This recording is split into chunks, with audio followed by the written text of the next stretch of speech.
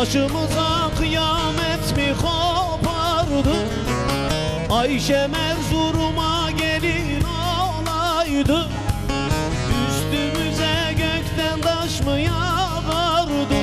Anam Ayşem Erzurum'a gelin olaydı.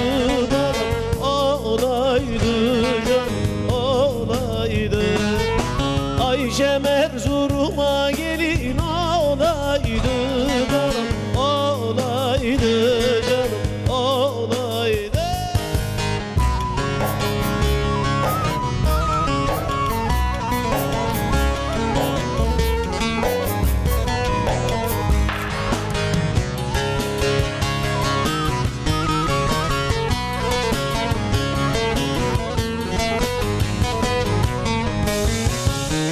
Ak eline kızıl kına yakardı.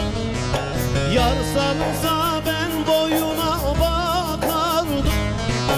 Yüz görümlük beşi birlik takardım. Ama Ayşem Erzurum'a gelin olaydı bana, olaydı canım olaydı.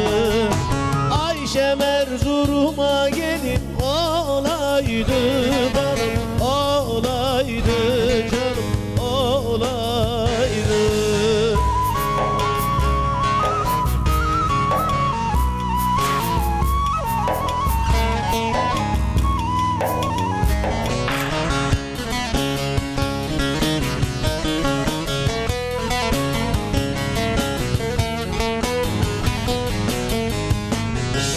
Altın yere düşse bile paslanma.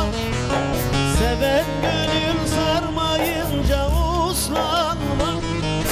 Şu göksüme bir başkası yaslanmaz. Anam Ayşem Erzurum'a gelin olaydı bana, olaydı canım olaydı. Ayşem Erzurum'a gelin olaydı bana, olaydı canım olaydı.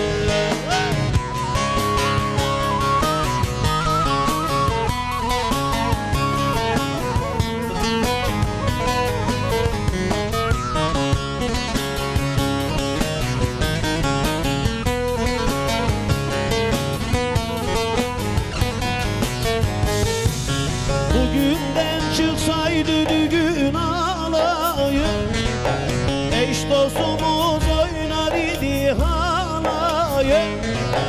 Başlamadı Mert oğlunun olayı. Babam Ayşem Erzurum'a gelin olaydı canım olaydı bana, olaydı.